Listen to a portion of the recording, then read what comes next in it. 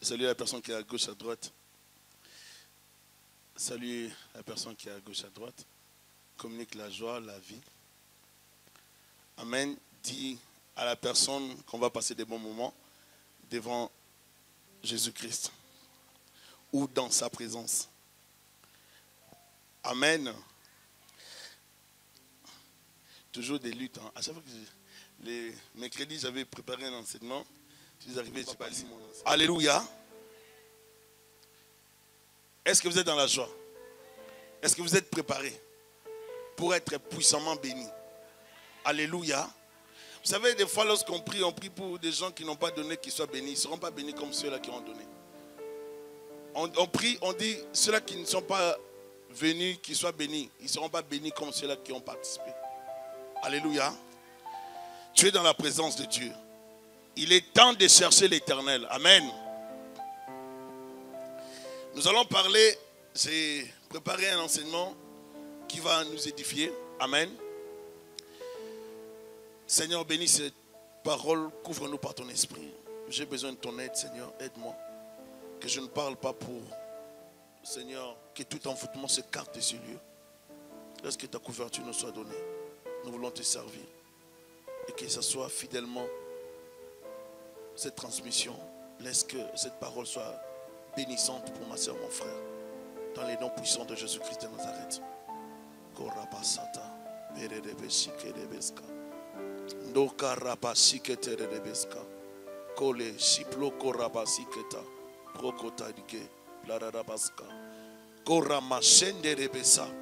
Au nom de Jésus de Nazareth, nous libérons une fois de plus l'atmosphère de l'Esprit. Saint-Esprit, libère, parle-nous. Dépose des paroles de feu, dépose des paroles qui vont révolutionner quelqu'un en ce jour. Au nom puissant de Jésus-Christ. Un homme à part. Genèse chapitre 5. Genèse chapitre 5.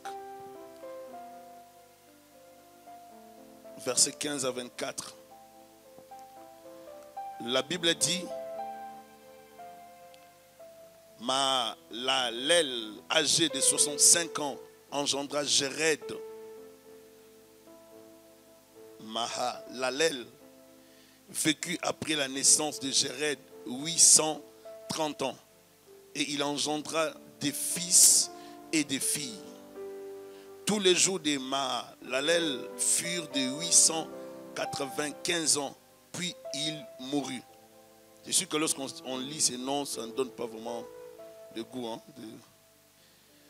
Jéred, âgé de 162 ans, engendra Enoch. Jéred vécut après la naissance d'Enoch 800 ans. Et il engendra des fils et des filles. Tous les jours de Jéred furent de 962 ans. Puis il mourut. Enoch, âgé de 65 ans, engendra Métouchéla. Enoch, après la naissance de Métouchéla, marcha avec Dieu 300 ans. Et il engendra des fils et des filles.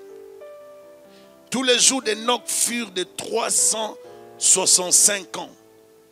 Enoch marcha avec Dieu, puis il ne fut plus, parce que Dieu le prit. Alléluia. Un homme à part. Vivre dans une génération corrompue, une génération où les gens vivent dans de mauvaises choses, mais garder la droiture, l'intégrité, la loyauté envers le Seigneur n'est pas facile. Alléluia. Des fois, nous sommes tous attirés à faire n'importe quoi. Nous sommes tous attirés à vivre dans le péché. Nous sommes tous attirés à vivre dans l'alcool, dans la drogue, dans des combines pour avoir l'argent. Nous sommes tous attirés à suivre les trains de ce monde. Tous nous sommes attirés. Pasteurs, prédicateurs, politiciens, hommes d'affaires, tout le monde est attiré vers le mal. Parce que le monde nous attire vers son train. Et c'est seulement ceux-là qui saisissent la pensée de Dieu de vivre dans la distinction, malgré, n'est-ce pas, la popularité, malgré les choix d'un grand nombre. C'est seulement ceux-là, qui veulent vivre dans la distinction, qui seront exemptés et qui seront mis à part pour la gloire de Dieu. La Bible nous parle de certains hommes qui ont servi Dieu et qui ont marqué leur génération par leur conduite. Alors que la création était jeune dans cette époque, il y eut un homme du nom d'Enoch qui donna sa vie au Seigneur Jésus-Christ ou à Dieu par une vie de communion. Alors que dans son époque, la révélation était rare. La révélation n'était pas comme aujourd'hui. La dimension de la révélation était un peu retardée. Les choses n'avaient pas évolué comme pour nous aujourd'hui. Mais Enoch, dans son époque, avait eu la possibilité de saisir la révélation de Dieu. La plupart des temps, les gens qui choisissent Dieu, ce ne sont pas des gens seulement qui participent qui sont dans des mouvements de prière. Dieu choisit même des gens qui sont au milieu des païens, dans le paganisme, au milieu de l'idolâtrie. Comme Abraham, Dieu va l'appeler de sa famille. Abraham saisit l'appel et suit Dieu. Enoch vivait dans une période où les péchés, n'est-ce pas, régnaient. Avant les déluges, Dieu va dire, je vais sauver cet homme. Et Dieu va agréer Enoch. Alors que la population, le monde était sous la corruption. Si vous quittez ces chapitres, vous allez voir dans le chapitre 6 de Genèse, verset 1, la Bible dit, lorsque les hommes eurent commencé à se multiplier sur la face de la terre et que des filles leur furent nées, les fils de Dieu virent que les filles des hommes étaient belles et ils en prirent pour femmes parmi toutes celles qu'ils choisirent. Alors l'Éternel dit, mon esprit ne restera pas à toujours dans l'homme, car l'homme n'est que chair et ses jours seront de 120 ans.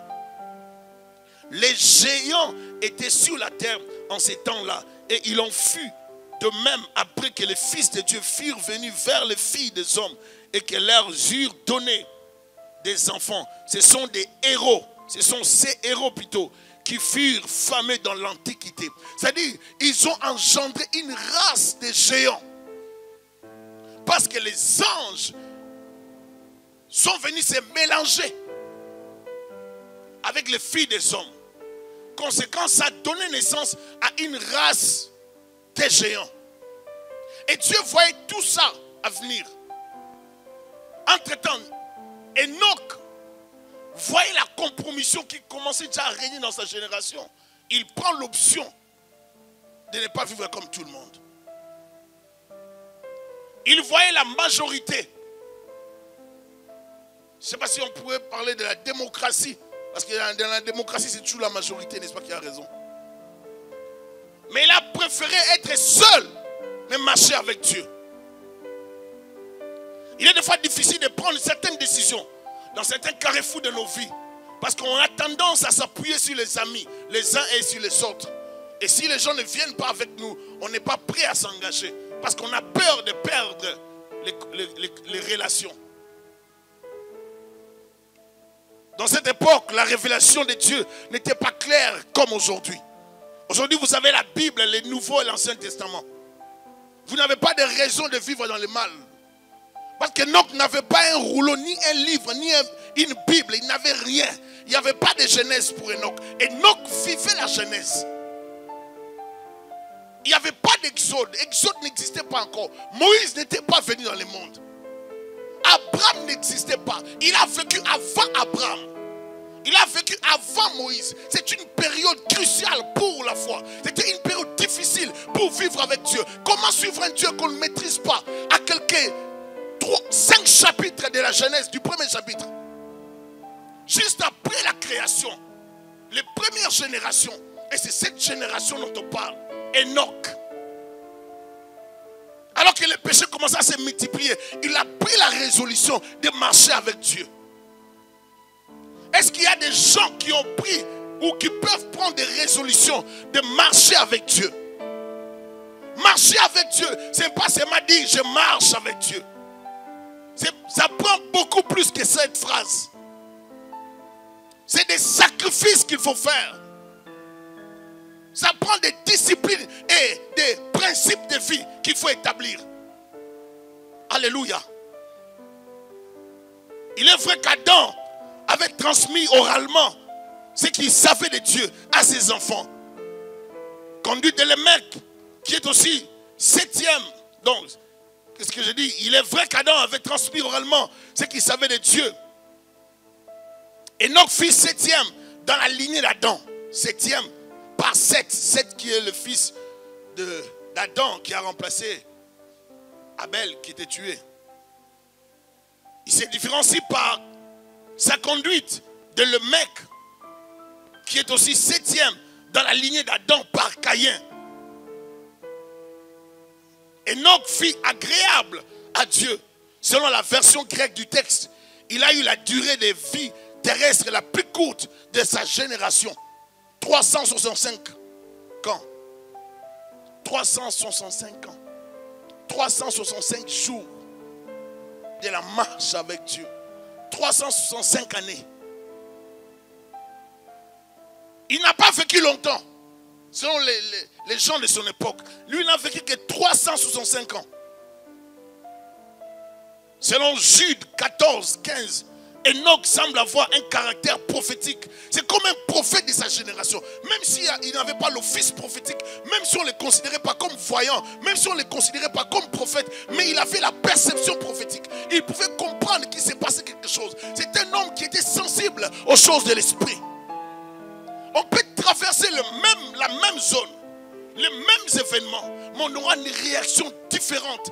Tout simplement car cela dépend de ce que nous avons en nous comme sémence et comme intimité avec le Saint-Esprit.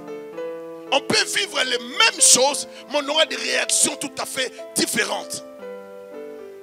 Chercher la présence de Dieu n'est pas quelque chose qui doit arriver lorsqu'on a des problèmes. Chercher la présence de Dieu, ce n'est pas quelque chose qui doit arriver lorsqu'on est mal pris. C'est toute une relation. C'est toute une vie que nous avons avec Christ. Et Dieu connaît ceux-là qui le cherchent avec intérêt et ceux-là qui cherchent pour la vérité.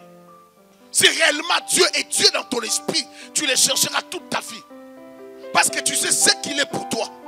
Enoch avait déjà reçu l'histoire. Il sait ce que ses parents avaient fait, ce que son arrière-grand-père Adam avait fait. Enoch avait pris la résolution. Il a dit, moi je ne veux pas suivre ma génération.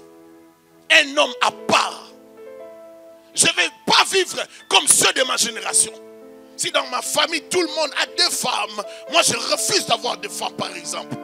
Je refuse. Si dans ma famille tout le monde finit toujours par la cigarette, moi je refuse de me conduire avec la cigarette. Je refuse de dépendre des lois de ma famille. Je vois souvent des gens qui disent, oui dans notre famille on a ces liens. Non, moi je t'amène un message pour que tu comprennes aujourd'hui. Certaines personnes savent qu'il y a tel lien, mais ils peuvent eux-mêmes décider d'arrêter avec ces liens. Ils trouvent des alibis pour commencer à brandir. J'ai tel lien, mais arrête avec ces liens. Nous sommes fatigués de t'entendre. Qui n'a jamais eu de lien, qui n'a jamais eu de problème, qui n'a jamais été possédé, qui n'a jamais été tourmenté par des démons. Est-ce que je peux te dire que je n'ai jamais été tourmenté par des démons? S'il y a des gens qui étaient tourmentés par des démons, je suis parmi ces gens. Nous avons vécu des démons au quotidien. Mais à un certain moment dans la vie chrétienne, les gens sont appelés à grandir. Nous sommes appelés à grandir, à servir Dieu. J'ai dit, si on nous combat, c'est parce qu'ils savent ce que Dieu a mis en nous. C'est normal. C'est normal qu'on nous lance des pierres. Parce que je sais ce que Dieu a fait dans ma vie. Les liens que j'avais sont tombés. Les démons sont partis. Alléluia. Je me rappelle un jour, on priait, on faisait la délivrance pour moi. Je prêchais déjà les gens. J'étais prédicateur. Mais je voyais des choses bizarres. Je parlais à ma mère, 94. Elle m'a dit, il faut seulement compris pour toi pour la délivrance. Et je me rappelle, je suis allé voir le pasteur Noël à Lumande. Ils ont prié pour moi avec un frère qui est mort. Ah, ces jours-là, c'était terrible. C'est terrible. Vous voyez, je n'ai pas honte de dire ça. Vous, quand Dieu fait quelque chose pour venir dire que Dieu a fait, j'étais possédé, lié, vous commencez à frimer. Non, tu vas montrer, non, moi je prie, moi aussi. Tu chantes, non, tu pries. Si tu étais possédé, tu étais possédé. Si tu étais lié, tu étais lié.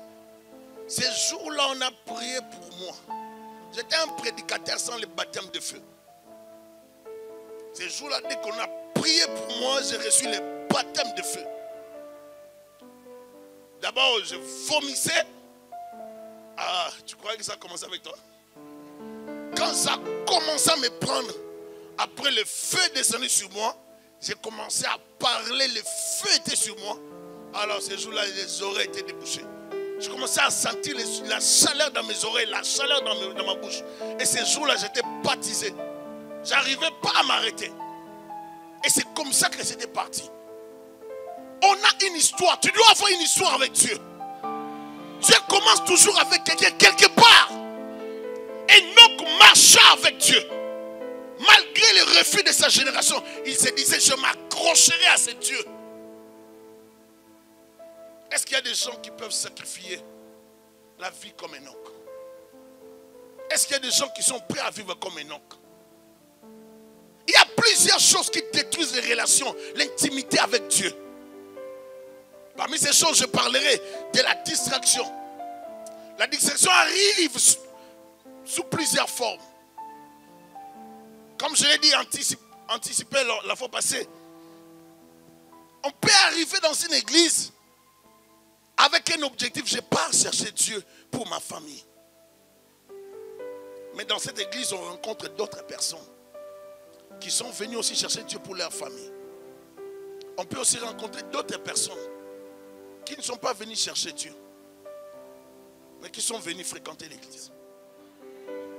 Tout ce qui est dans l'eau n'est pas poisson. Vous savez que dans l'eau, il y a des fois des bois, des morceaux de bois, il y a des poissons, mais tout n'est pas mangeable, tout n'est pas potable, tout n'est pas poisson. Il y a pierre aussi, donc il y a des pierres aussi dans l'eau. On peut rester 20 ans dans l'eau et rester une pierre. Mais ce n'est pas le fait que tu restes dans l'eau que tu deviendras poisson. Pour devenir poisson, il faut appeler l'homme qui te rendra poisson. Donc ça prend la magie de Dieu ou ça prend le surnaturel de Dieu pour qu'il y ait transformation ou régénération. Alléluia. Tous ceux qui sont dans l'église ne sont pas des chrétiens. L'église est fréquentée par des chrétiens, par des faux chrétiens, par des païens, par des rétrogrades. Nous tous, nous composons l'église. Parce que Christ n'a pas à rejeter les gens. Christ a besoin de tout le monde. Maintenant, il ne faut pas rester dans l'église dans la même position année après année. Sinon, tu vas commencer à détruire la foi des autres. Les bébés spirituels qui viendront, toi tu leur diras toujours, si le pasteur Ézéchiel commence comme ça, il finira comme ça. Parce que tu es habitué à ton pasteur. Pour toi, le fait de t'habituer à ton pasteur t'enlève le respect. Et dès que tu enlèves le respect en ce qui concerne les sacrés, parce que vous savez que tout ce qui est dans les temples est sacré. Même les serviteurs sont sacrés. Vous le savez, non? Tout ce qui est dans le temple est sacré. Donc si toi tu t'hazardes à venir voler les micros ici pour partir avec, tu auras une malédiction qui va te créer beaucoup de problèmes, et même pour tes enfants. Parce que tout est sacré, c'est consacré pour le Seigneur. Amen. Ce qui détruit l'église, c'est des vieilles personnes qui sont habituées dans l'église. Si vous commencez à vous habituer avec les choses de Dieu, vous courez un danger terrible d'extinction. Vous devez toujours avoir la soif de Dieu. Alléluia, est-ce que je parle à quelqu'un? Vous devez toujours avoir la soif de Dieu. Comme je le disais hier, il faut toujours créer l'atmosphère qui va vous permettre de prier. Parce que nous tous, il arrive des moments où nous sommes affaiblis. On a besoin de la prière. Ou des fois tu veux prier mais tu n'arrives pas. Il faut créer l'atmosphère. Il faut provoquer cette atmosphère par des cantiques d'adoration. Il faut suivre une prédication qui pourra te booster. Il faut écouter des chants. Il faut suivre des chants. Ainsi, ça va t'inspirer, ça va te relancer dans la prière. Vous ne pouvez pas servir Dieu sans Dieu. Il est impossible de servir Dieu sans lui. avancé avec Dieu sans sa présence. Enoch servait l'Éternel dans sa génération. Si tu veux que cette génération parle de toi, tu dois savoir comment te conduire. Il faut que dans ta famille, qu'on puisse dire, toi tu marches avec Dieu. Est-ce que je parle à quelqu'un? Enoch fut agréable à Dieu. Selon la version grecque du texte, il a eu la durée de vie terrestre la plus courte de sa génération. 365 ans. Est-ce que tu peux vivre 365 jours pour Jésus-Christ? Dans la plupart des temps, lorsqu'on demande aux gens de prier pendant un mois, faire une prière d'un mois, les gens ne sauront pas. Mais si on dit travaille pendant un mois, il y aura les heures supplémentaires et ton salaire sera doublé. Les gens seront prêts à le faire. Quelqu'un peut me contredire? Parce que nous savons qu'il y aura intérêt. Pourquoi? Parce que c'est du palpable. Dis c'est du palpable. Nous fonctionnons avec ce qui est palpable parce que nous allons toucher. Parce que nous allons voir. Oh, nous ne devons pas fonctionner avec la vue, mais nous devons fonctionner avec la foi. Alléluia. Et plusieurs personnes négligent les domaines spirituels parce que le spirituel n'est pas palpable. Le spirituel n'est pas matériel, visible. Donc on néglige cela. On préfère plus considérer ce qui est matériel. Ce qui tue l'église, c'est qu'on a plusieurs personnes qui ne considèrent pas la chose de Dieu, qui ne comprennent pas l'appel de Dieu. Vous ne pouvez pas aller loin avec Dieu si vous n'y restez pas un homme, une femme spirituelle. Est-ce que je parle à quelqu'un? Un chrétien, c'est quelqu'un qui croit en permanence à Dieu, qui croit en permanence au surnaturel, qui croit en permanence à la manifestation de la puissance de Dieu. Est-ce que je parle à quelqu'un? Vous devez savoir, ma soeur, mon frère, que le monde dans lequel nous vivons, c'est un monde qui est contrôlé par les diables, par les ténèbres, par la sorcellerie, par l'occultisme. Et le moyen de contrôle, c'est la musique, c'est la télévision, c'est les films, c'est les dessins animés, c'est l'habillement, c'est l'internet, c'est Facebook, c'est Instagram, c'est toutes ces choses, Twitter. Ce sont des moyens de contrôle satanique, diabolique que l'ennemi a érigé pour contrôler les chrétiens, contrôler le monde, surveiller les vies des gens.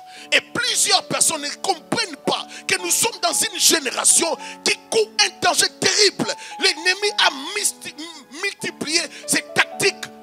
Il y a l'initiation de la sorcellerie, de l'occultisme, de la magie par les dessins animés. Il y a plusieurs dessins animés qui infectent les enfants, qui abîment les enfants, qui détruisent les familles. Mais les parents ne voient pas ça. Il a marché dans sa génération, dans la sagesse. Il y a des choses que nous ne pouvons pas donner à nos enfants.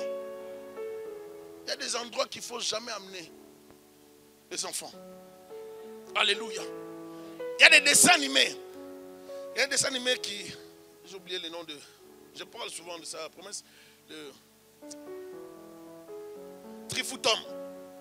Trifoutom, ce n'est pas un bon dessin animé. Faut même pas laisser les enfants suivre ça. Un dessin polluant, démoniaque. Il quitte la position humaine, il devient un dessin animé, il entre dans un monde. Et puis lorsqu'il entre dans ce monde, avant d'entrer dans ce monde, il vous donne d'abord des formules à répéter. Or, dans les symbolismes, il y a toujours un message. Si vous êtes un homme spirituel, vous ne pouvez pas négliger les domaines des symboles. Les domaines des symboles et des signes. Dans les signes, lorsqu'on fait comme ça dans le monde, on dit que c'est la victoire, non? Mais pourquoi tout le monde dit que c'est la victoire? Parce que soi-disant, ça fait l'effet.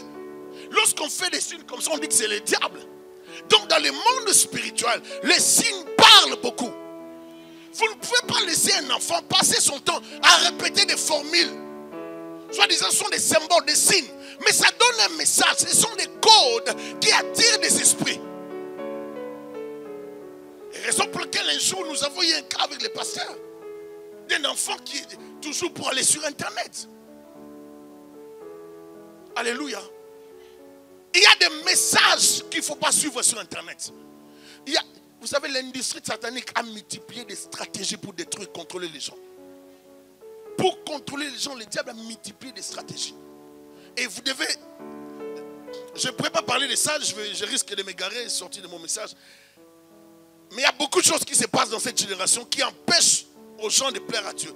Enoch pouvait vivre longuement sur la terre, mais Dieu refusa de le faire. Dieu lui-même a refusé qu'Enoch puisse vivre longtemps. Pourquoi? Parce que Dieu ne voulait pas qu'Enoch se compromette. Dieu voyait la descente de ses anges. Dieu voyait la compromission à venir. Dieu voyait la destruction de la terre au temps de Noé. Dieu voyait toutes ces choses.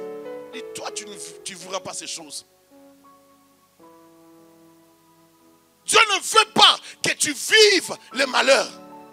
Il y a certains endroits, Dieu vous empêche d'y arriver. Il y a certaines choses que Dieu ne vous permet pas d'accomplir. Mais ce n'est pas pour rien, parce qu'il vous empêche de vivre quelque chose. Si vous marchez avec Dieu, Dieu peut s'opposer à vos projets. Tu peux faire un projet aujourd'hui, ça ne marche pas. Ce n'est pas parce que Dieu ne veut pas. Il t'aime pas, non, il t'aime. Mais il t'empêche juste pour le moment. Parce qu'il ne veut pas qu'un malheur s'abatte dans ta vie, dans ta famille. Il te prévient autrement. Il intervient silencieusement, même s'il ne parle pas par la prophétie, mais il le fait souverainement en tant qu'autorité spirituelle sur ta vie. Nous avons un Dieu capable, responsable, qui veille sur ses enfants. Et donc, pendant qu'il marchait, il ne savait pas que Dieu l'observait. Je suis en train de dire à quelqu'un, pendant que tu fais ta vie, Dieu t'observe. Et si tu marches correctement, Dieu dit, voilà ma fille, voilà mon fils qui marche correctement devant ma face. Le même témoignage sera donné à Job. Dieu va dire à Satan, n'as-tu pas vu mon serviteur Job? Et le diable va dire, est-ce d'une manière désintéressée qu'il te sert? Le Seigneur va lui dire, ah bon, tu penses qu'il me sert par intérêt? Le diable dit oui. Alors Dieu va lui dire, va tout détruire. Détruire c'est bien, mais ne touche pas sa vie. Est-ce que je peux toucher quand même sa peau? Je crois qu'il a eu la permission. Et ça fait qu'il va frapper les enfants de Job en un jour. Job va tout perdre en un jour. Je suis sûr que si c'était moi et toi, on allait prendre la Bible, marcher dessus, prendre de l'eau, jeter, déchirer. Dire que ça, c'est du mensonge. Comme... Ouais, ça va. Donc, tu risquerais même de dire, je n'ai pas cherché les dieux des Noirs. Je cherchais avant de dire cette phrase. Tu sais pourquoi tu diras que je ne vais pas chercher les dieux des Noirs? Parce que tu n'as pas vu Dieu répondre à ta demande. Parce que tu n'as pas vu Dieu faire ce que tu attendais de lui. Parce que Dieu t'a déçu quelque part. Mais les déceptions de Dieu nous donnent la garantie de meilleures choses. Dieu peut te décevoir aujourd'hui, mais il peut te surprendre demain. Peut-être tu as été déçu, mais avec une grande restauration qui arrive. Peut-être tu as été abandonné quelques moments, mais il y a une grande pluie mouillante qui arrive. Il est temps de chercher l'Éternel jusqu'à ce qu'il vienne et qu'il répande pour vous la pluie de l'arrière-saison. Ainsi votre vie sera transformée. Ça c'est l'ère des cercles. L'ère d'Enoch. Enoch c'est un homme qui vit parmi les païens mais qui a les visions célestes. Un aigle. Il voit de loin. Il voit la proie de loin. Il dit je vais t'avoir. Il s'accroche. Il voyait la cité céleste. Il s'accrochait à cette cité.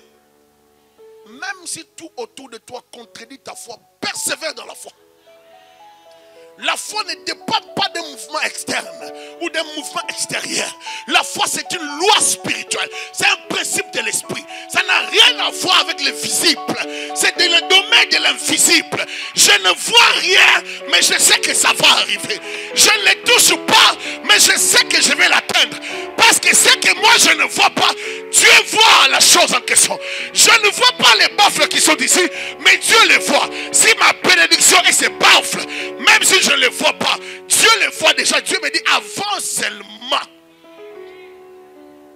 Le domaine spirituel, c'est un domaine très compliqué. C'est un domaine très compliqué. Est-ce que vous savez qu'il peut y avoir des millionnaires parmi nous? Moi je disais à ma femme, j'ai dit à ma femme, tu sais que moi je crois que j'ai l'étoile des millionnaires. Mais le pastorat est en train de me bloquer. Je vous assure. Je crois que j'ai l'étoile des millionnaires.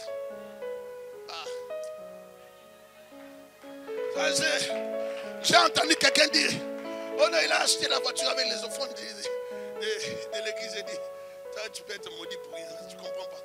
Moi, je peux, si Dieu le permet, gloire à Dieu. Mais tu ne sais pas des relations que le Seigneur m'a accordées. dans les domaines des services. Vous fréquentez quelqu'un qui a des millions de millions.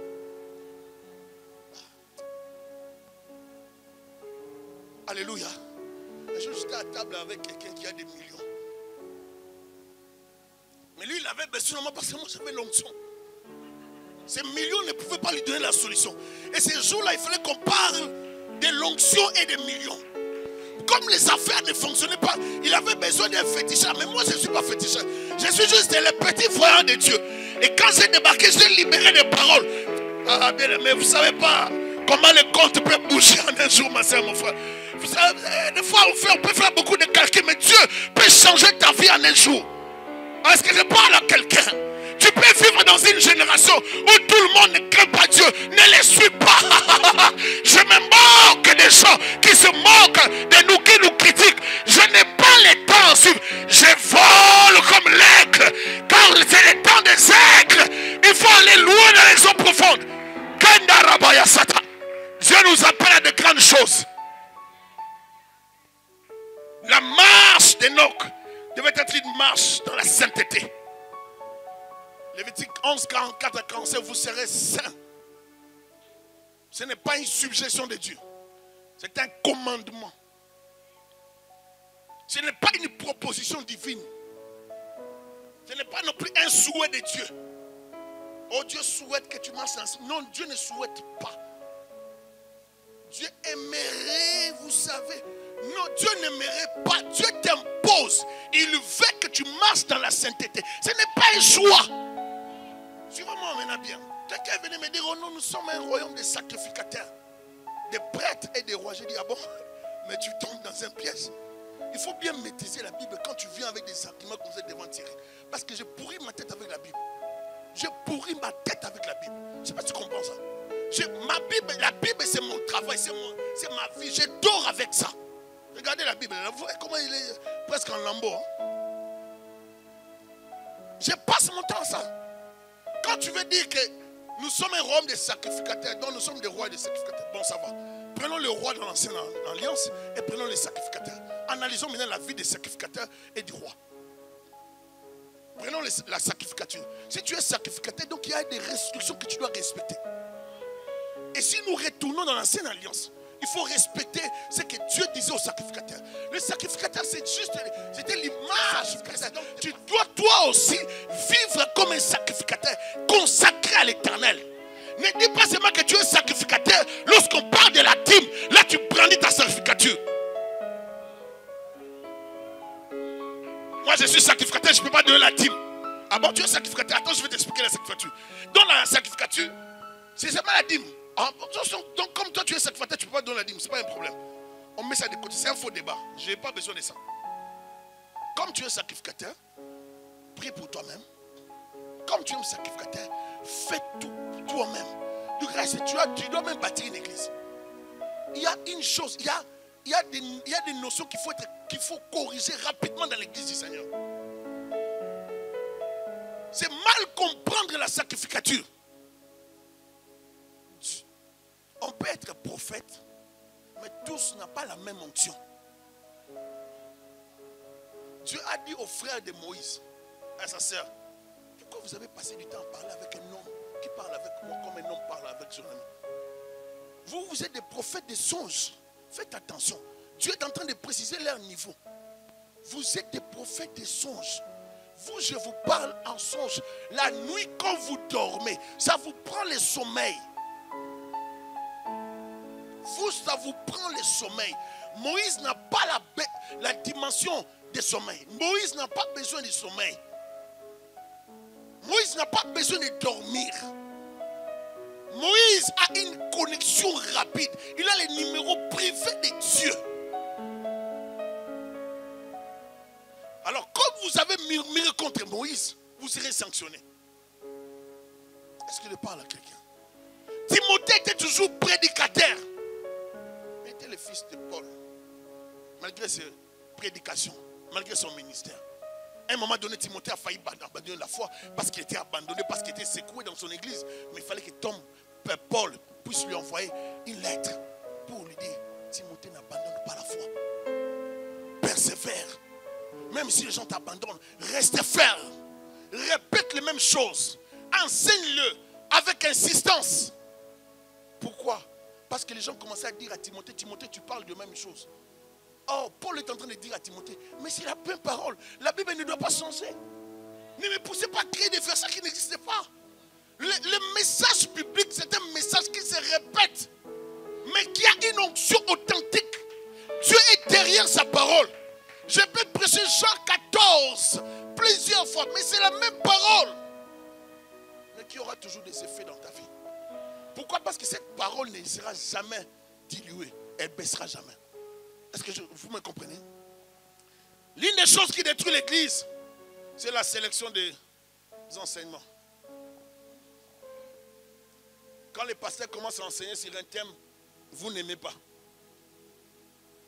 Vous dites que les pasteurs exagèrent. Il fallait qu'il prêche sur ça, mais lui il tourne sur ce thème. Là tu vois à l'église, tout le monde ne dit pas amen. Et on boude les pasteurs. Même à la fin des fois, on peut ne pas saluer les pasteurs. Comme je l'ai dit souvent, j'ai prêché dans une église en Europe. J'ai eu seulement 3 salutations après la prédication. Parce que le pasteur m'avait dit de parler sur les péchés. Vous savez, quand il faut parler sur les péchés, il ne faut pas donner le micro à certaines personnes. Et ces jours-là, c'était vraiment terrible. J'ai eu seulement 3 salutations. Est-ce que vous êtes là? Parce que tout le monde m'est boudé. Mais je vais dire quelque chose. Jésus-Christ, lorsqu'il prêchait les réalités. Tu ne peux pas être prédicateur dans ta génération, tu prêches les choses qui se passent en Australie. Tu es au Canada. Si tu parles des choses qui se passent en Australie, les gens seront déconnectés de la réalité d'Australie. Tu dois contextualiser ton message dans les quotidiens, dans vos réalités, pour que les gens comprennent selon vos réalités. Sinon, les gens seront déconnectés. Si tu pars au Congo, tu commences à parler lorsqu'il y a, vous savez bien aimé, lorsqu'il y a la neige. Mais tu as un problème ou quoi? Parce que les gens n'ont pas besoin d'un tel message. Explique ton... Vous savez, lorsqu'on part à l'église sous les froids, mais ils ne peuvent pas comprendre quand tu pars à l'église sous les froids. Parce qu'ils ne vivent pas les froids comme toi ici. Il n'y a pas besoin de manteau.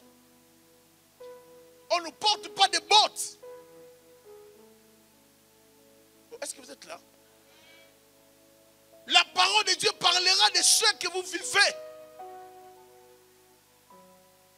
Est-ce que quelqu'un peut dire amen? J'ai dit, je ne suis pas un pasteur qu'on va imposer les messages. La parole de Dieu nous a dit, il faut prêcher la parole. S'il se passe de mauvaises choses dans la communauté, il faut le dire. Et ainsi, nous allons éduquer la masse et nous allons récupérer le peuple de Dieu. Alléluia. Il faut marcher dans la sainteté. La vie de la sainteté a toujours été l'une des conditions pour plaire à Dieu. Car Dieu ne s'intéresse pas à l'extérieur, mais il considère le cœur de l'homme. L'apparence est souvent trompeuse. Et Dieu demande à l'église du temps de la fin de se préparer pour la rencontre de l'époux. Il a vécu une forte consécration à l'Éternel, Enoch. Le feu étranger est introduit dans l'église d'aujourd'hui. Et Dieu a besoin d'une nouvelle génération, des hommes et des femmes qui vont marcher dans la crainte de Dieu, dans la sainteté et dans la vérité, afin de défier la fausseté qui est entrée dans l'église. Il y a un feu étranger.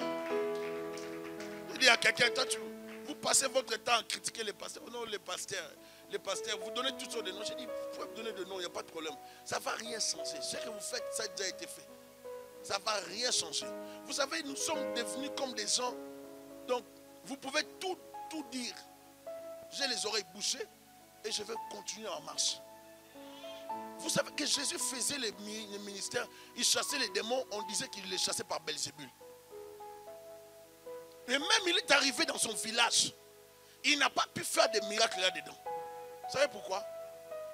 Parce que tout le monde commençait à dire c'est le fils de Marie et de Joseph.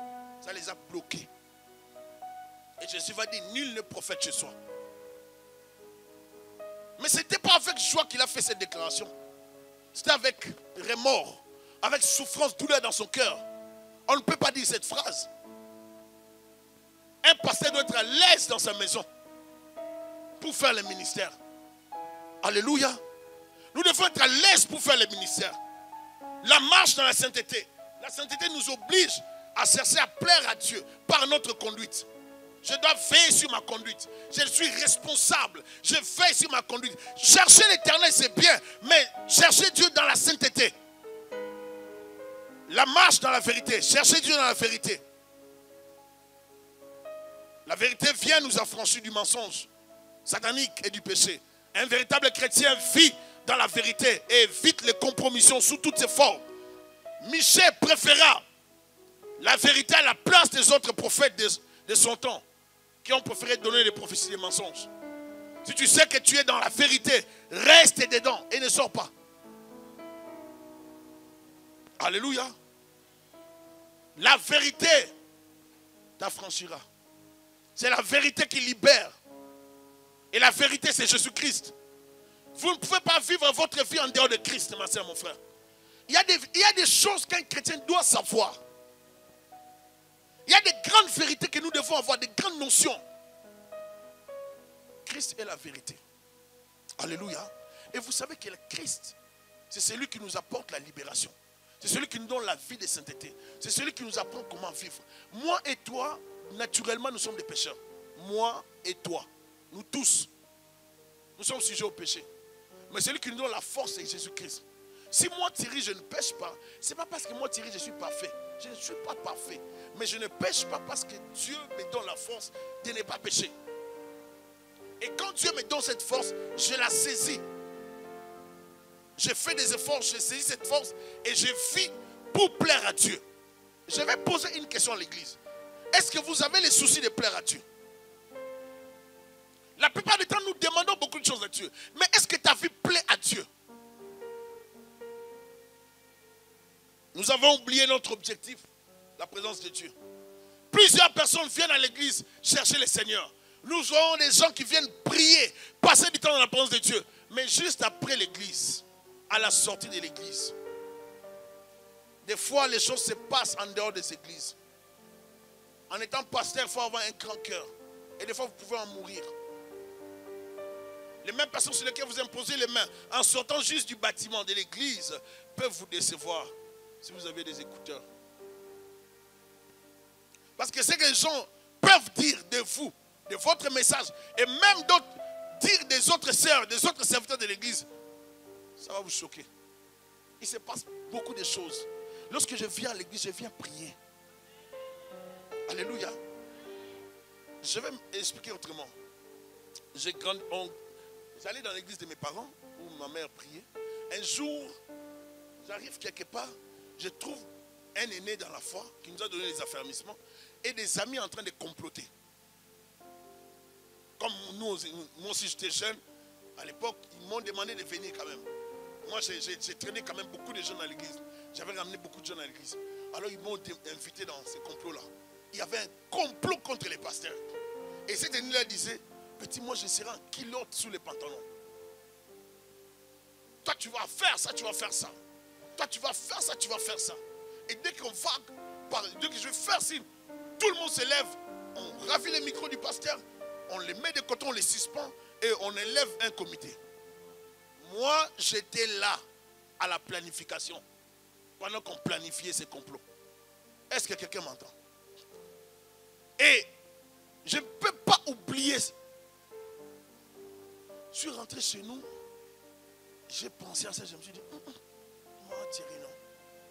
Je n'irai pas à l'église le dimanche. À cette époque, il n'y avait pas de cellulaire aussi. J'ai dit, je n'irai pas à l'église.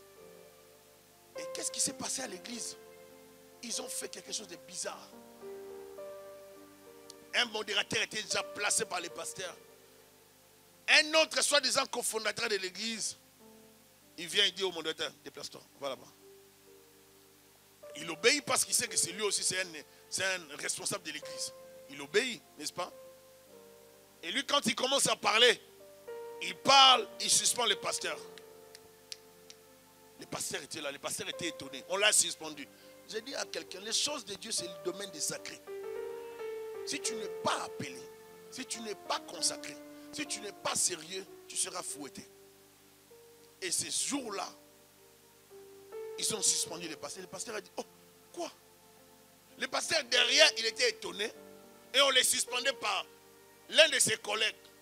Il se disait, mais qu'est-ce qui se passe? Lui-même, il ne comprenait pas. Il est suspendu à partir d'aujourd'hui et on va traiter son problème après. Les pasteurs n'avaient rien fait. Les problèmes qu'ils avaient, ils voulaient la direction de l'église.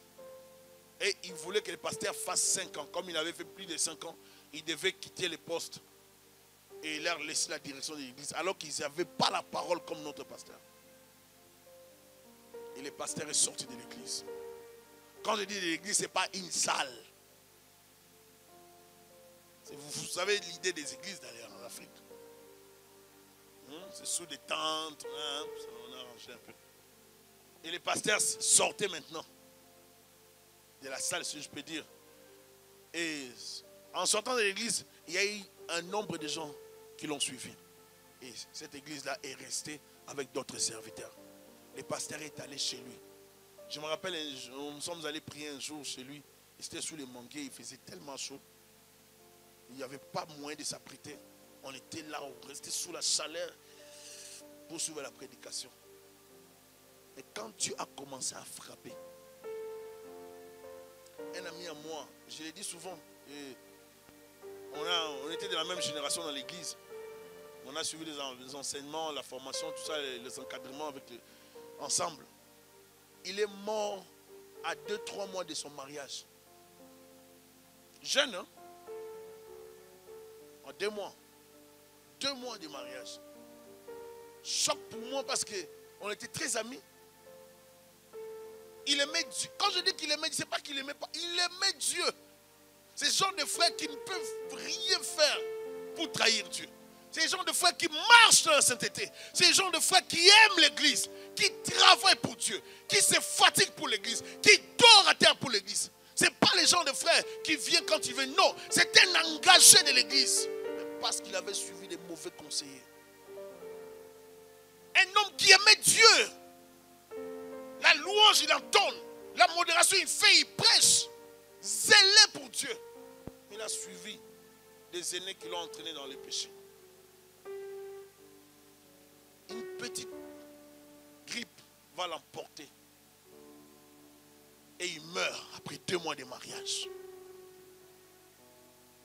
Lorsqu'il meurt, ça réveille les autres. Après quelques temps, l'un des aînés aussi, qui avait donné sa parcelle pour l'église, qui avait comploté aussi avec d'autres, lui-même meurt. Alors là, ça réveille tout le monde. Et les autres étaient obligés maintenant de commencer à se repentir rapidement. Parce que vous ne savez pas qui va mourir encore. Est-ce que vous êtes là? Moi, je sais que les pasteurs ne les avaient pas bénis. Alléluia. Nous avons enlevé le respect du sacré. L'église est devenue un lieu de coup d'État. L'église est devenue un lieu de complot. Un lieu comme un club où les gens peuvent venir à l'église. Ils se disent, on va décider comme ça. S'ils ne le font pas, nous aussi on décide comme ça. L'église, tu vas mourir. J'arrive un jour dans une église en Europe. On arrive le matin, il n'y avait pas d'instrument, il n'y avait rien. On se pose la question, qui a pris ça? Le propriétaire du bâtiment nous dit, mais il y avait vos frères qui sont venus hier samedi, ils ont tout emmené. Oh, on essaie de vérifier. Évidemment, nos frères de l'église étaient passés hier pour amener les choses. Mais pourquoi est-ce qu'ils ont pris ces choses? Parce qu'un frère était en colère. Des choses qu'il avait achetées pour l'église. Il a dit, comme on n'a pas écouté ma voix, je récupère ce que j'avais donné. Ma soeur, mon frère, j'ai dit à quelqu'un aujourd'hui, écoutez-moi très bien. Il faut faire attention avec les choses de Dieu. Alléluia. Dès qu'il a fait ça, il faut maintenant vous poser la question, est-ce qu'il est resté dans la vie chrétienne? La plupart des gens qui font ça, ils abandonnent la foi. Il a fait ça, il n'est plus resté dans l'église. Il est parti de l'église, il s'est retrouvé dans des combines, on l'a arrêté, il est en prison dans un pays d'Afrique. Le chef de la chorale, lui qui décidait, lui, il pouvait dire aujourd'hui, tous les chantres ne vont pas venir. Comme il ne s'est pas compris avec les pasteurs, il décide que les chantres ne viennent pas. Et tous les chantres ne vont pas venir. Donc vous arrivez les dimanches, les chantres ne sont pas là. Pourquoi? Parce que le chef de la chorale n'est pas en accord avec la direction. Est-ce que vous êtes là avec moi? Il y a un danger dans l'église du Seigneur. Nous ne marchons plus comme Dieu le souhaiterait. Nous marchons selon nous. Les gens ne sont pas disciplinés par rapport à la chose de Dieu. Ils veulent des titres. Et lorsqu'on n'a pas de titres, on pique l'église, on boude dans l'église. J'ai dit toujours, si tu es dans l'église et que quand moi je prêche, toi tu dis toujours, normalement il fallait dire ça, va bâtir ton église. Va bâtir l'église, il n'y a pas de problème, tu es déjà pasteur, tu as l'appel. Va bâtir l'église. Ton départ ne va rien nous faire, va bâtir. Mieux vaut que tu bâtisses parce que tu es déjà prêt, bâtis. Mais ne viens pas créer des problèmes, nous ne voulons pas de problèmes. Si tu viens avec des problèmes, je vais t'appeler, je vais m'asseoir avec toi, je vais te les relater comme une prédication. Parce que moi je le fais. Tu viens avec des problèmes, je prépare ça, la rencontre comme une prédication. Je viens avec le cahier, je prépare les points et je te les dis. Je viens avec ça comme une prédication. Tu as parlé de ça, tu as fait ça. Parce que je fais l'église. Il est difficile de bâtir. Mais il est facile de détruire. Mais si tu viens pour détruire, c'est sûr et certain. Si tu détruis, là tu vas, si tu détruis, tu dois me ramener à l'époque de ma conversion pour voir ce que nous avons vécu dans ma famille jusqu'à aujourd'hui. Et tu risques d'être effacé de la terre parce que tu ne sais pas ce que Dieu pourra faire avec toi. Dieu nous a ramassé du péché, tourmentés par des maladies, des démons, délivrés par le Seigneur pour les servir. Et toi, tu viens détruire l'œuvre de Dieu. Moi, je dis tout le temps, il y a des choses que plusieurs jeunes ont vécues que nous n'avons pas vécues. C'est-à-dire, il y a des endroits où vous êtes partis, des choses que tu as eu à faire que je n'ai jamais fait. Je n'ai jamais fait. Il y a des choses que nous avons eu à apprendre comme ça dans la vie. Mais les pratiquer, les faire, non. Comme on dit dans mon pays, on peut nous classifier comme des humains. C'est-à-dire des gens qui ne sont pas clairs, qui n'ont pas compris certaines choses dans leur génération. J'accepte ça. J'accepte qu'on puisse dire ça, c'est un humain. C'est-à-dire que c'est quelqu'un qui a raté quelque chose. Oui, j'accepte ça. Mais pour Jésus-Christ. Alléluia. Nous vivons dans une génération où il faut être humain pour Dieu. Savoir rater d'autres choses pour Dieu. Et si tu as raté des choses pour Dieu, quelqu'un vient s'hasarder pour te toucher. Ah, bien-aimé. Des fois, quand je ne dors pas la nuit, je prie, je cite les noms des frères et des sœurs de l'église. Je les cite, je prie, je dis Seigneur, que ces frères-là prospèrent, que cette sœur-là se marie, que ces frères-là aillent de l'avant. Alors toi, tu viens, les frères que tu ne connaissais pas, tu viens les sortir de l'église. Oh, je veux m'agenouiller pour toi. Fais pas de blagues. Je vais m'agenouiller. Parce que la souffrance, c'est que nous vivons dans le ministère, vous ne savez pas. Moi, j'ai pris pour ces frères-là. Je veux que Ravenne, je veux que tel frère devienne riche pour soutenir l'église. Donc toi, tu viens, moi j'ai bâti, toi tu les prends, tu les sors. Ah frère, je vais dormir à terre. Je dors à terre. Et sois sûr qu'il faut que tu sois à la hauteur. J'ai dit à quelqu'un qui m'a menacé pour l'église, je lui ai dit au bureau, j'ai dit, tu vois, demande à pasteur Fidèle, tu ne me connais pas. Moi, je te parle, je suis calme, je suis patient. Mais tu ne me connais pas, toi. Je te parle là, en face de toi. Je n'ai pas peur de toi. Tu me connais, tu ne connais pas le pasteur Thierry. Moi, je suis un courageux que tu n'as jamais sous-estimé. Tu vois, je suis très courageux. Je ne suis pas peureux. Moi, je te le dis des choses en face. Moi, je suis du genre de personnes, tu dis A, je dis aussi A. Tu comprends? Je n'ai pas peur. Je ne suis pas quelqu'un qui va intimider. Tu ne vas pas m'intimider, moi. J'ai vu quelqu'un parler mal de moi, parler beaucoup de choses. Je l'ai regardé, je l'ai pesé. J'ai dit, mene, tekel est parti. Je l'ai pesé, j'ai dit, il est léger. Je peux compliquer sa vie. Je l'ai pesé, mene, tekel parti. Je l'ai pesé. J'ai dit, non, c'est un léger. J'ai eu pitié. Bien aimé, nous sommes appelés par Dieu. Et ce n'est pas facile de servir Dieu. Ce n'est pas facile, ma soeur, mon frère. Apprenez à encourager les serviteurs de Dieu. Écoutez, encouragez les serviteurs de Dieu. Nous sommes de la génération de Noc. Nous marchons dans la vérité. Nous marchons dans la crainte de Dieu. Mais bon,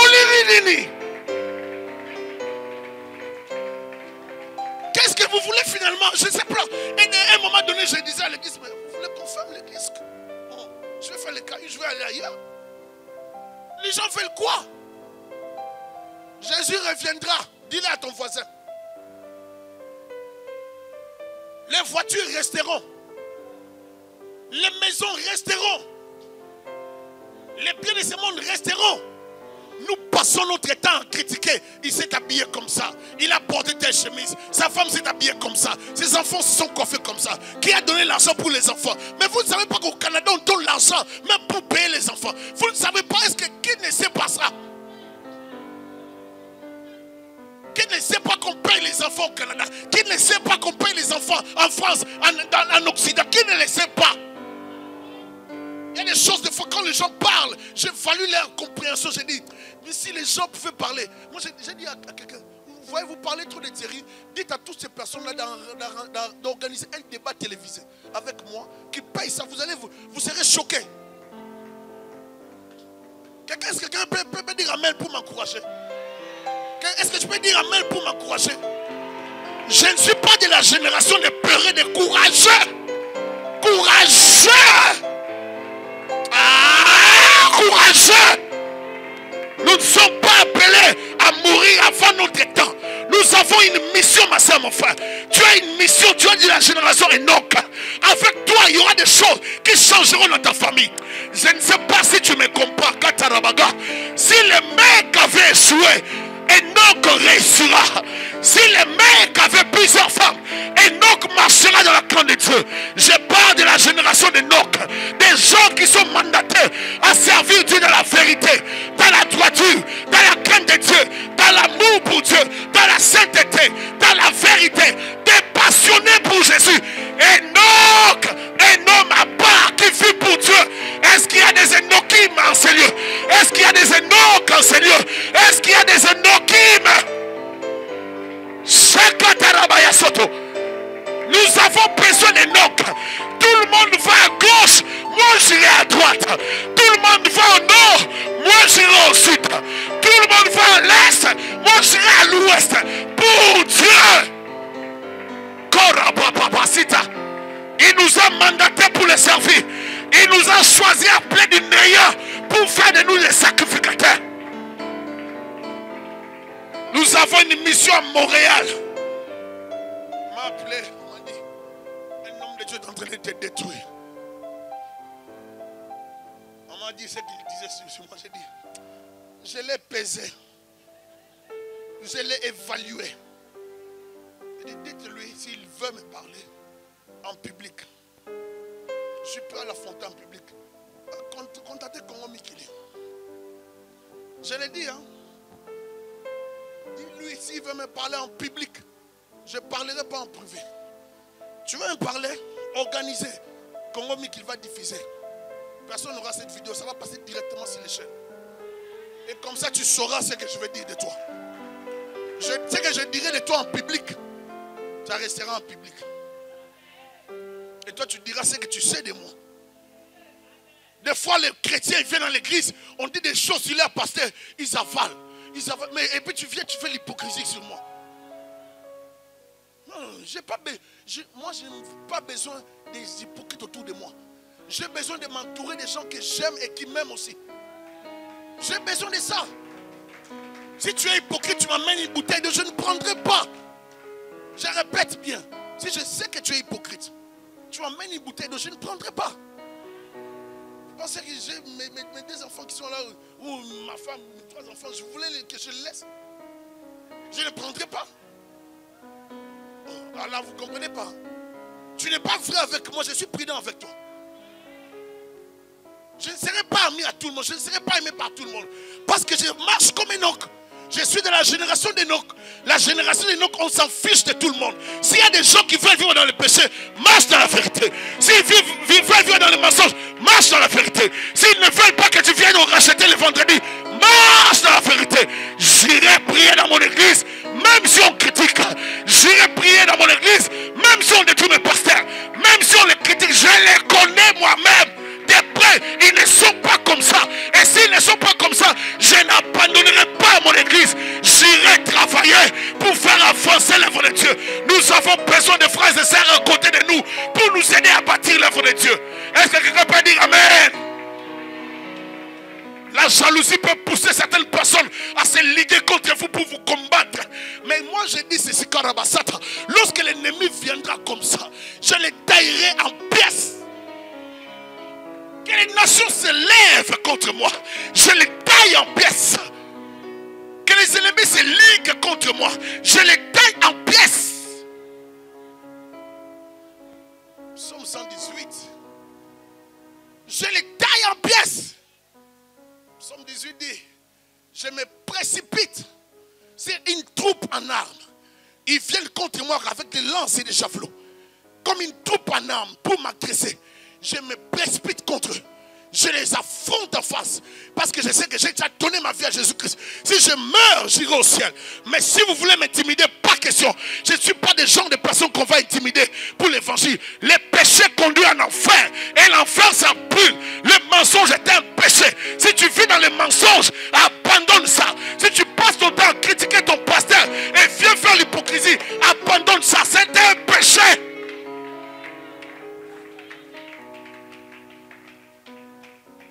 Un jour, j'étais avec... Lorsqu'on a commencé cette église. Lorsqu'on a commencé cette église en 2003, on a commencé. Et on faisait 40 jours avec le pasteur Ézéchiel. On dormait à terre. Et un jour, on est venu dire que le pasteur, une sœur, il y a eu trop d'accusations en fait. Et vous ne savez pas comment la jalousie peut envahir les cœurs des gens. Si vous n'êtes pas loyal, vous trahirez vos amis. La vie, à un certain moment, la Bible dit qu'il y a un ami qui aime en tout temps. Moi, quand tu viens accuser un frère de l'église, crois-moi, sois sûr et certain. J'ai dit, ceux-là que Dieu m'a donné de la promesse, je les défendrai jusqu'à la dernière énergie. Je les fais toujours. Je ne peux pas te laisser détruire une sœur de l'église, un frère de la promesse. Non, je vais les défendre. Après moi, je vais arranger avec la personne. Tu ne viens pas détruire l'âme que moi j'encadre. Non, non, non. Arrête, ça c'est l'œuvre du diable. Et on est venu détruire le pasteur Ézéchiel auprès de moi. Les gens m'ont supplié. Tu vois, lui, il n'est pas correct. Toi, tu es bien. Toi, tu n'es pas comme lui. Vous savez, les gens, le monde. Il y a même une sœur qui s'est levée pour dire que moi je suis tombé avec lui. Non, il ne vous a jamais dit ça? Maintenant moi je l'ai dit.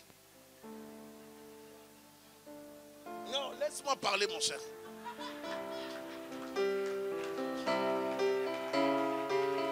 Donc est-ce que je peux parler comme un homme libre? Elle est venue me dire, elle est allée dire à un soi-disant des pasteurs. Et ça nous est parvenu la nouvelle par un autre pasteur. Mais le pasteur Ézéchiel, la fille a été ici. Elle a dit qu'elle était ici. Elle est tombée avec toi. Et puis elle affirme ça devant les pasteurs. Vous savez, les premiers qui parlent, la Bible dit, les premiers qui parlent passent pour un sage. Ils passent comme s'il a raison. Puis viendra la partie adverse. Je suis étonné des chrétiens d'aujourd'hui. Lorsqu'ils voient une vidéo sur internet critiquer un homme de Dieu et tous commencent à publier. J'aime.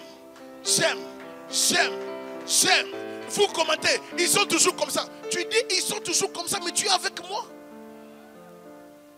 Moi, tu ne marcheras pas avec moi. Je ne suis pas hypocrite. Tu es comme ça, je vais te parler.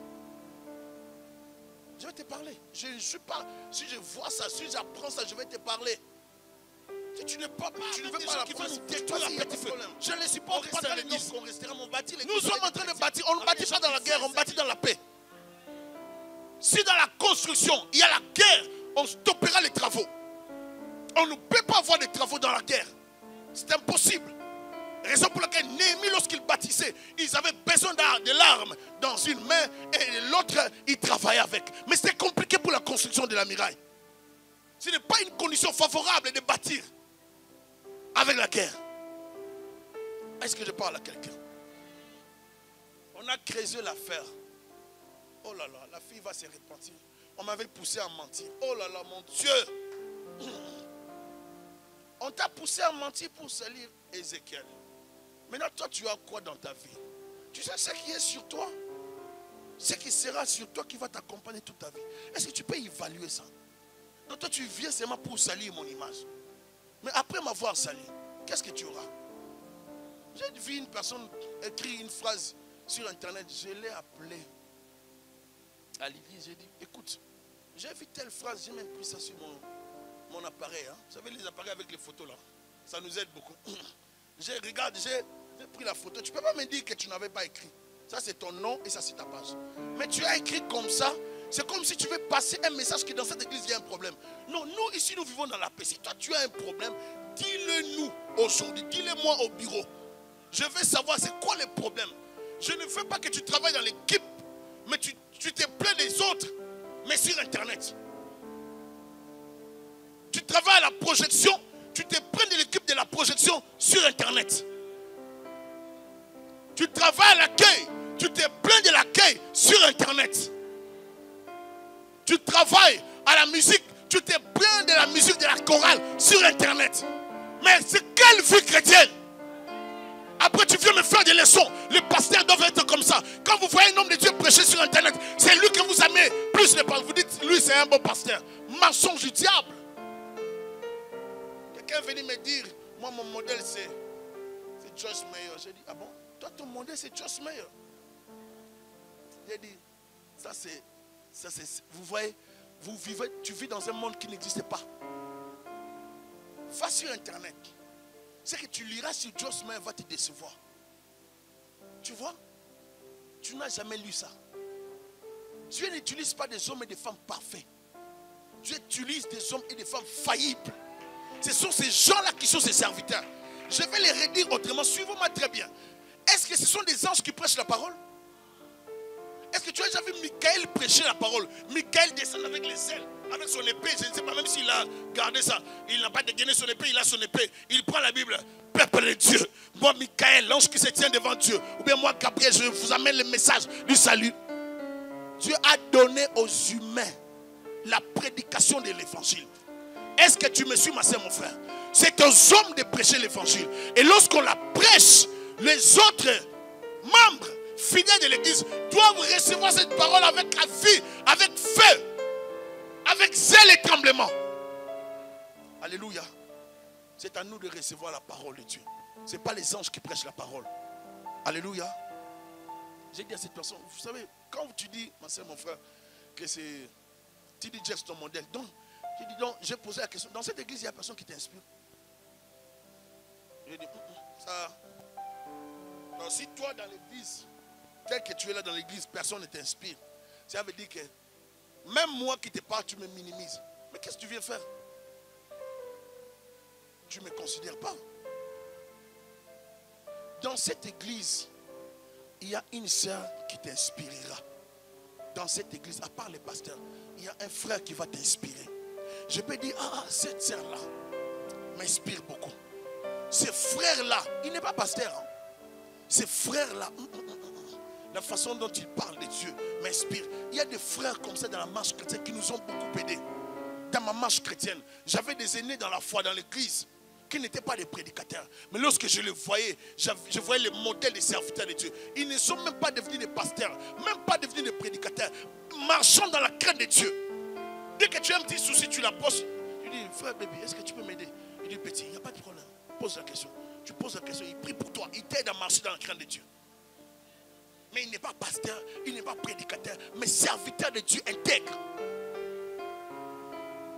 Maintenant, quand tu dis que personne ne t'inspire dans l'église, donc même les pasteurs ne t'inspirent pas. Des fois, vous êtes dur dans vos propos. Alléluia. Est-ce qu'on peut dire avec moi, un homme à part? Je vais vivre comme Enoch. Je vais vivre comme Enoch. Je vais conclure pour dire ceci. Il y a un temps prophétique que Dieu nous a accordé. Et dans ce temps prophétique, c'est une période durant laquelle Dieu veut se révéler puissamment dans votre vie. Et si vous saisissez cette période, ma soeur, mon frère, vous aurez la révélation pour votre vie. Alléluia. À chaque fois que je viens à l'église, je ne m'habitue pas au pasteur. Si tu commences à t'habituer au pasteur, tu critiqueras. Raison pour laquelle il y a plusieurs personnes qui ne sont pas stables. Parce qu'ils passent leur temps à critiquer. ils passent leur temps à murmurer. Si tu n'as pas la vie de prière, tu passeras plus ton temps à voir les erreurs dans l'autre. Est-ce qu'on peut m'amener une feuille blanche et puis une feuille, des cercles?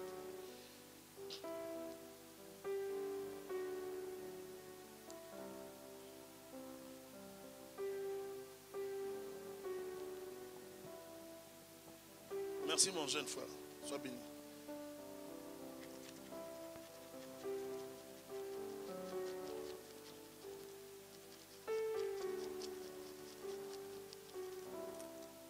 Lorsqu'on voit dans cette feuille, qu'est-ce qu'on voit? Lorsqu'on regarde. Quoi? Le point noir, hein? Tout le monde voit ça? C'est ce que nous faisons la plupart du temps. Lorsque vous regardez votre soeur, votre frère, nous voyons la plupart du temps le point noir. Vos yeux se dirigent toujours vers le mal, vers les faiblesses des autres. Nous ne voyons pas des bonnes choses qui sont là. Et des fois, les bonnes choses sont en plus grand nombre. Mais on ne le voit pas. Mais juste les petits points noirs vous donnent les arguments d'insulter. Juste les petits points noirs te fait oublier l'amour que le pasteur avait pour toi, alors qu'il priait, il gênait pour toi. Juste parce qu'il t'a parlé, tu ne comprends pas son amour. Et les points noirs te fait voir sa famille. Sa famille est comme ça. Ses enfants sont comme ça. Derrière cette église-là, c'est comme ça. Vous oubliez tout ce que Dieu a fait pour vous. Marche comme Enoch. Ne suis pas les détails. Dans la vie, il y a des détails à ne pas suivre. Il y a des choses qu'il ne faut pas suivre dans la vie. Est-ce que tu peux dire avec moi, comme Enoch, je refuse de vivre comme tout le monde. Je suis un homme à part. Je vis pour Jésus. Je marche avec Jésus. Au nom de Jésus, je refuse de vivre comme ceux de ma génération. La Bible dit ceci: le royaume des cieux appartient aux violents, et ce sont les violents qui s'en emparent. Enoch fut un violent, un vaillant de son époque. Acte 12, 38, la Bible dit: David servit Dieu dans sa génération et se reposa auprès de ses pères. Dans chaque génération, Dieu nous donne un temps. Nous avons un temps, ma soeur, mon frère. Et nous n'avons pas tout le temps. Il y a un temps précieux, précis que Dieu te donne et qu'il faut saisir. Lorsque le Seigneur nous a permis de travailler avec des pasteurs Ézéchiel, j'ai eu des gens qui m'ont appelé, qui m'ont fait asseoir.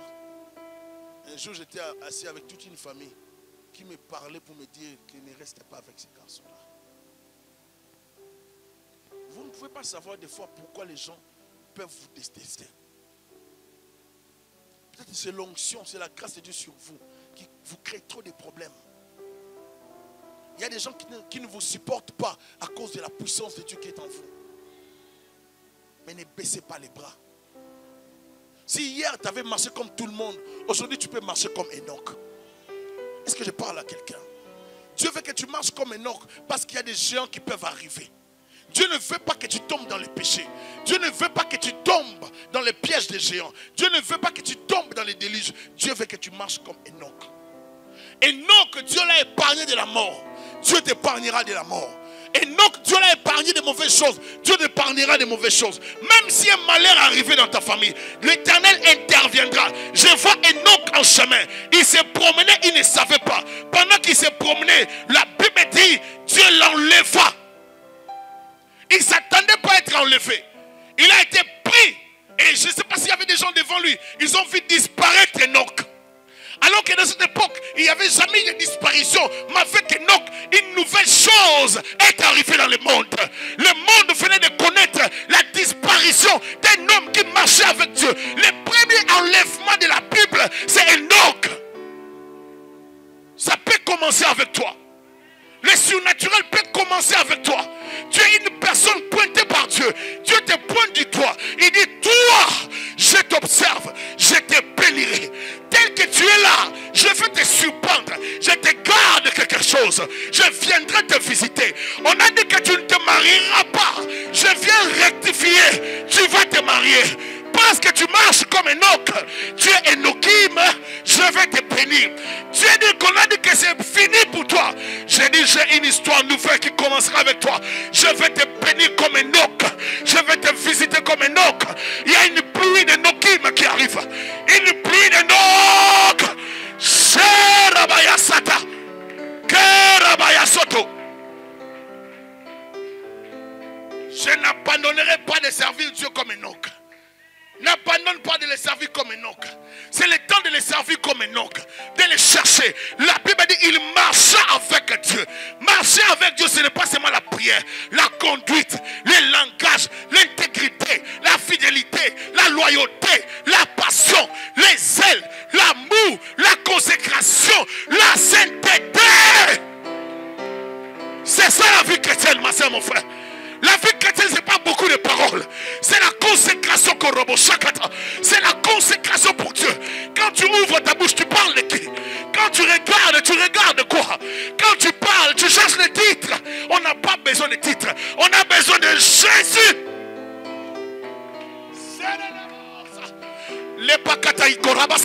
Écoutez ma scandale robosa. Je vais dire ceci. Lorsque nous on grandissait dans la vie chrétienne, on nous a appris à ne pas chercher les titres. Comme j'ai dit à l'église, le pasteur Roland que vous appelez pasteur Roland. Mais quand est-ce qu'on a commencé à l'appeler pasteur? Quand est-ce qu'on l'a appelé pasteur? Plus tard. Plus tard. Mais il était toujours pasteur. Il avait toujours l'appel. Il était toujours prédicateur. Les titres ne vont rien changer dans ta vie. C'est la chose de Dieu. Enoch n'était pas pasteur. Enoch n'était pas prophète. Enoch n'était pas apôtre. Enoch n'était pas évangéliste. Enoch n'était pas ministre de Dieu comme tel. Mais c'était quelqu'un qui avait l'intimité avec Dieu. Ce soir, j'ai besoin des hommes et des femmes qui vont marcher comme Enoch, qui n'ont pas besoin de titres, qui veulent marcher comme Enoch. C'est une question de l'onction. C'est une question de la puissance.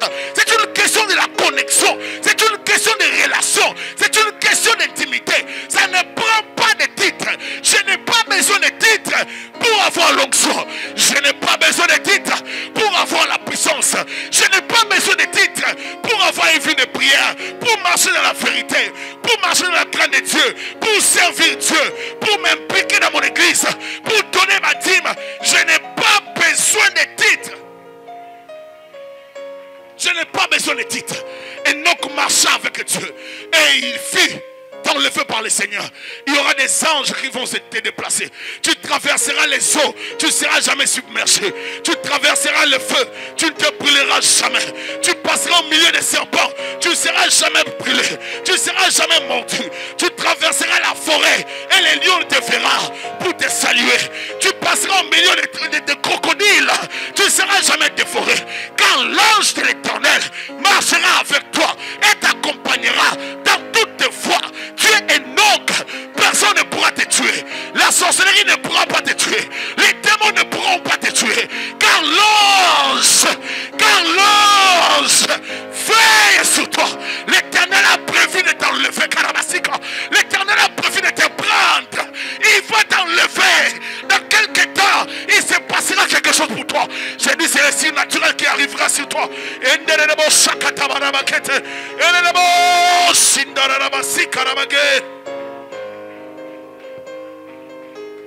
Ton problème ce n'est pas naturel. Ça prend le surnaturel.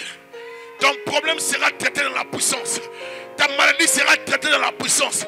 On s'est moqué de toi parce que tu es seul. On dit Enoch, tu n'as pas d'amis. Ce n'est pas un problème.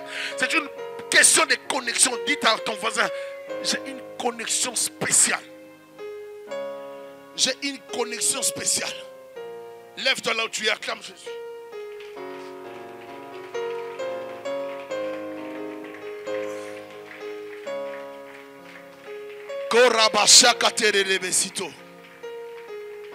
Nous avons des connexions avec le Seigneur. Alléluia. La connexion que tu as fait en sorte que même les sorciers ne peuvent pas te bouffer. C'est pour ça que lorsque nous prêchons l'évangile, nous ne prêchons pas la peur, mais nous prêchons le... Est-ce que vous comprenez?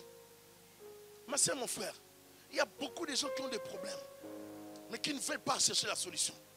La marche avec Dieu, ce n'est pas la marche dans les sentiments. Ce n'est pas la marche dans les mensonges.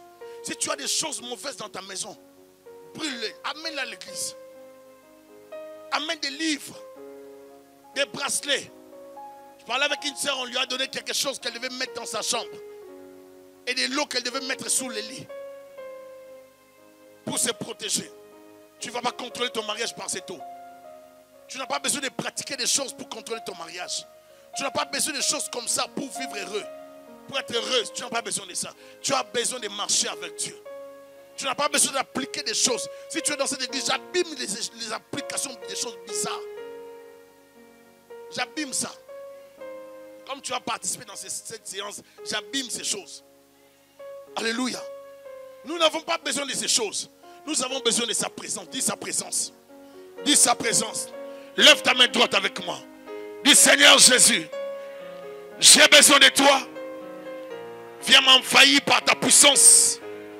Viens m'envahir par ta présence. J'ai besoin de toi. Libère ta puissance, Katawaraka. Libère ton feu dans ma vie. Viens me restaurer. Je vais vivre comme une nouvelle créature. Comme un Enoch. Pardonne mes péchés. Pardonne mes iniquités. Pardonne mon passé. Jésus, j'ai besoin de toi. Viens libérer ta présence, ta puissance dans mon esprit. Je t'appelle, je t'appelle, je t'appelle, je t'appelle, je t'appelle. Libère ta puissance, Sakata. Les prakata riko parikante. Mariko parikante bererebo Sakata roboska. Klepokotoria saparikonto lobosa. Mande koria sapakoto robosa. Konderia basakataraba korobosike.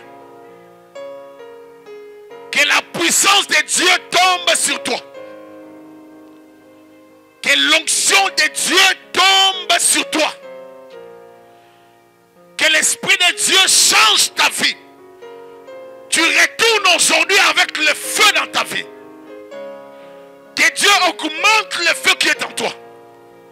Qu'il déborde la puissance dans ta vie. J'ai dit recevez le feu là où vous êtes. Recevez le feu là où vous êtes.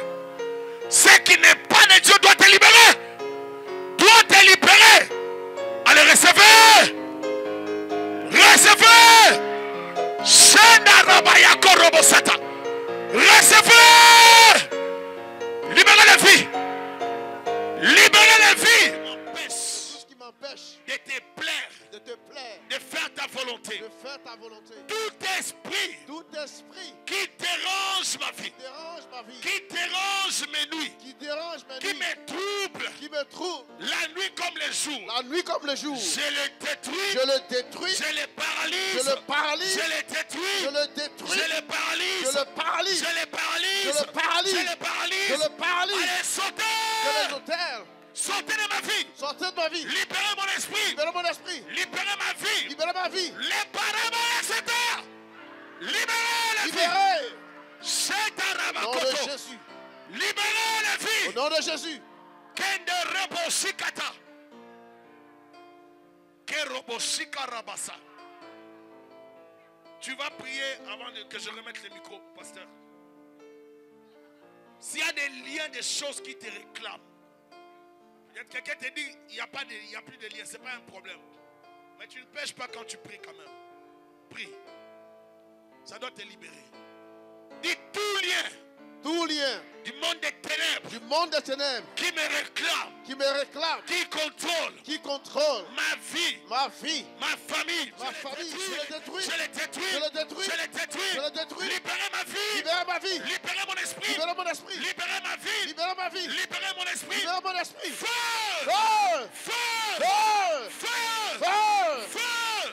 libérez. Au nom de Jésus.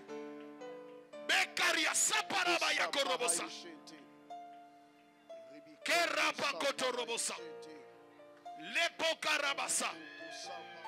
Dit toute alliance du monde des ténèbres, alliance des ténèbres,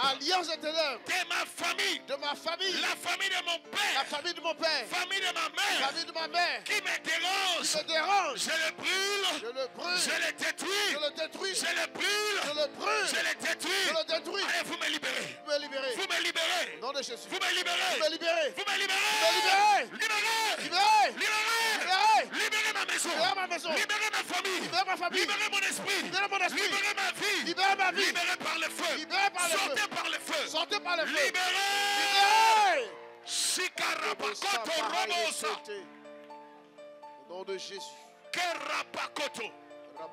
Je détruis de mon esprit tout esprit de rébellion, tout esprit qui me pousse. Au nom de Jésus. Prenez-le, libérez-le. Au nom de Jésus. Libérez au nom de Jésus. Prenez-le, libérez ma vie. Libérez ma vie. Au nom de Jésus. Au nom de Jésus. Au nom de Jésus. Au nom de Jésus.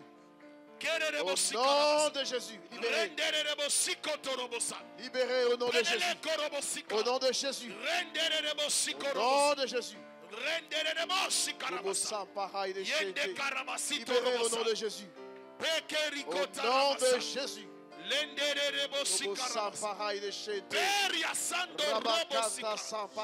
Au nom de Jésus. Libérez au nom de Jésus.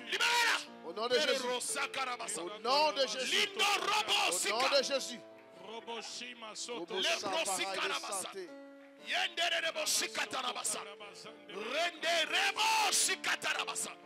Libérez sa fille. Au nom de Jésus. Dans le nom de Jésus. Dans le nom de Jésus. Au nom puissant de Jésus.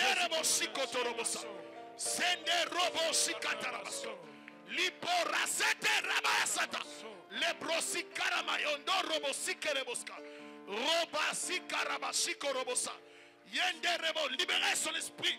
Libérez sa fille au nom de Jésus. Au nom de Jésus. Jésus, libère-la. Libère-la. Plan Robosika.